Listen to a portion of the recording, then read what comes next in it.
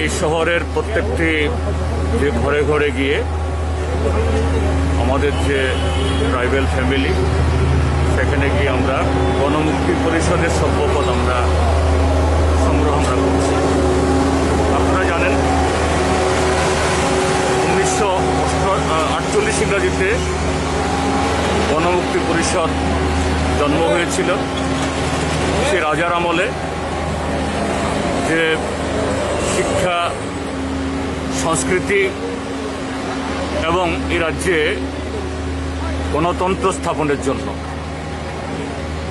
এই ঐতিহ্যশালী গণমুক্তি পরিষদ গত 7 দশকে বহু চড়াই উৎরাই পার করেও তার আদর্শ থেকে, সে আদর্শ হলো যে প্রত্যেকটা মানুষ, যদিও ট্রাইবেলদের মধ্যে আমরা আমাদের সংগঠন আমরা করি, কিন্তু আমরা চাই ট্রাইবেল নন ট্রাইবেল সমস্ত অংশের মানুষের তার গণতান্ত্রিক অধিকার সুনিশ্চিত হোক, উন্নয়নের সুফল সমস্ত অংশ মানুষের কাছে পৌঁছুক এবং জাতি ধর্ম বর্ণ নির্বিশেষে এই রাজ্যের মধ্যে সমস্ত অংশের মানুষের অধিকার এটা সুনিশ্চিত হোক।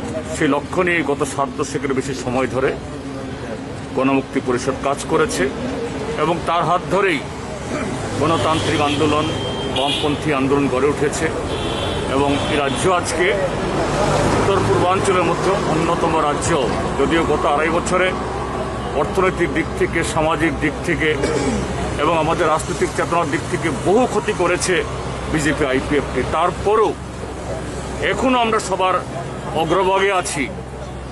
তার পেছনে যারা অন্যতমভাবে অবদান দিয়েছেন গণমুক্তি পরিষদ তার অন্যতম। আজকে আমরা ঘরে ঘরে গিয়ে যারা আমাদের আদর্শের সাথে, লক্ষ্যের সাথে, কর্মসূচির সাথে সহমত পোষণ করছেন, আমরা তাদেরকে আমরা সভ্যপদতা দিচ্ছি। আমাদের এবার লক্ষ্য যে 2 লক্ষের বেশি মেম্বারশিপ আমরা ত্রিপুরাজ্যে আমরা করব।